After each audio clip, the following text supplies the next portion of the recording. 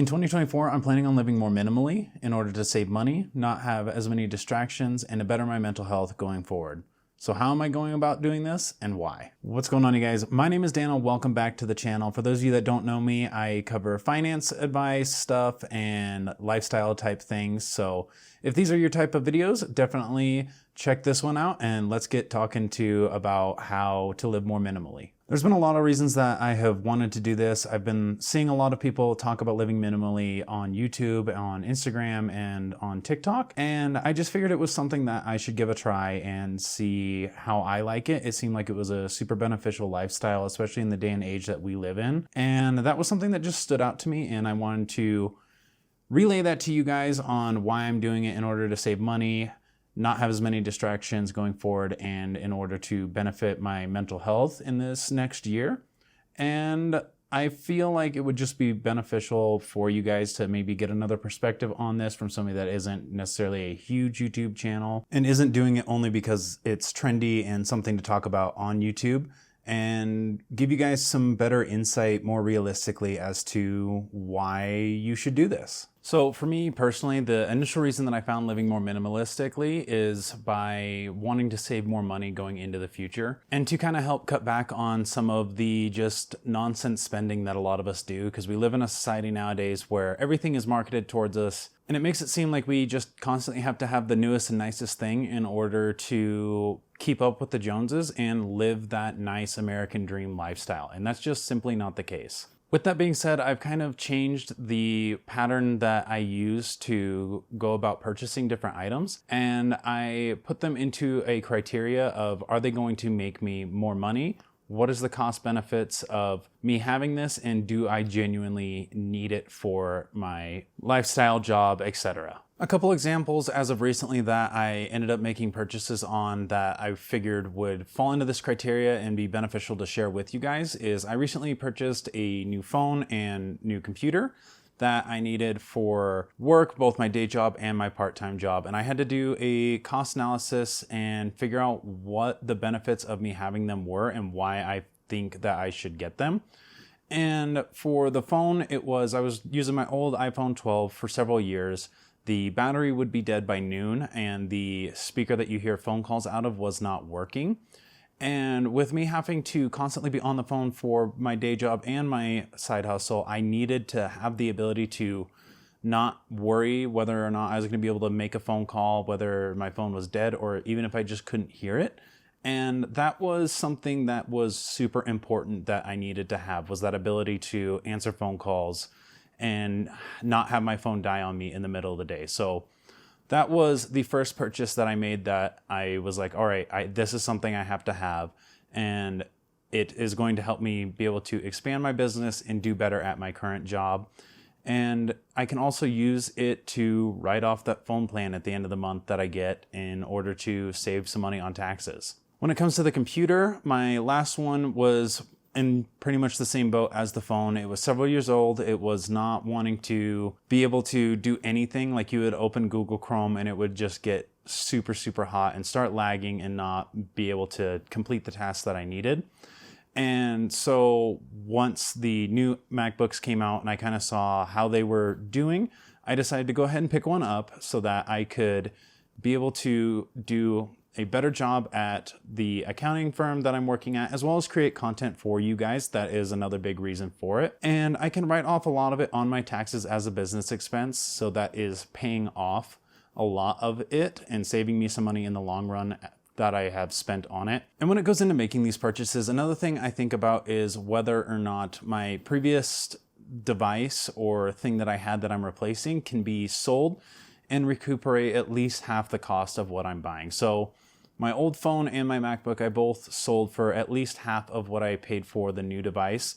And that has allowed me to not have such a big sting in my bank account when I do buy something new. I don't lose that entire cost of that product. I don't have to worry if an emergency comes up because I still have money set aside in the event that something comes up.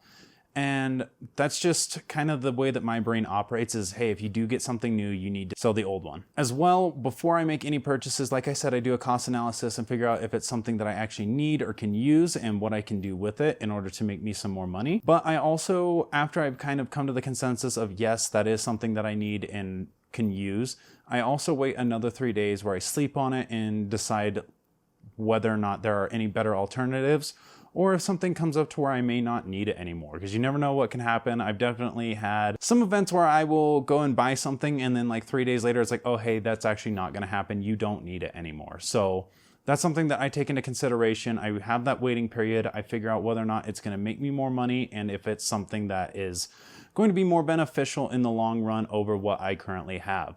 So only buying things that are going to make me money or that are necessities has helped me be able to cut down on going to the store and buying a bunch of random things that I don't really need all the time, and has helped me to save a lot more money that I can use on different things. Living minimally, even in just like the last month or so that I have been doing this, has benefited me in a lot of different ways. Like I just said, it benefited me with being able to save more money and put that towards other things. And it has also helped me better my mental health and not get distracted so easily by having things laying around, which has allowed me to stay more focused on different projects that I want to get involved with, like creating YouTube videos or running my own business and thinking of other business ideas. The way that living minimally has benefited my mental health is just because of the fact that now I don't really feel obligated to keep up with the Joneses in a sense. I don't feel that need to want to go out and have the same things as my friends or my colleagues have so that I seem more like I'm fitting in. It has allowed me to kind of take a step back and just not worry about my stance with other people and what they think of me. As well, it's let me declutter a lot, and it lets me be able to keep things more clean and tidy, which for somebody that has OCD has really helped my mental health a lot. I'm one of those people where if something is super dirty or unorganized, I just can't stop thinking about it until I get it taken care of. So not having things all the time everywhere has helped me not have as much of a mental drain where I'm like, I need to get this clean, I need to get this taken care of, this is driving me insane. And that has also helped me kind of move into the last benefit that I've noticed so far in the month or so that I've been living minimally. And that is being able to stay more focused on the projects that I have a passion for and that I want to get involved with, like YouTube.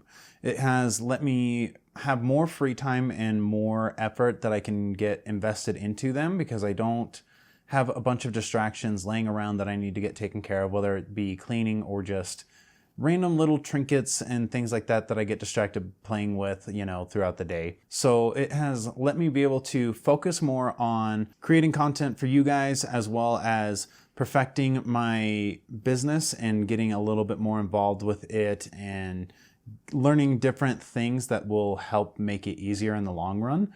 So that is my probably biggest benefit aside from the saving money aspect, is it lets me not get distracted and can help me invest more time, money, and effort into the passion projects that I have. I haven't been doing this very long, like I said, maybe a month and a half or so, but it has helped me to realize the benefits that living this sort of lifestyle has and changing my brain chemistry for the better and my savings account for the better. So I definitely would recommend doing this for anyone that's kind of interested. Take a month to 6 months to just give it a shot and see what you think.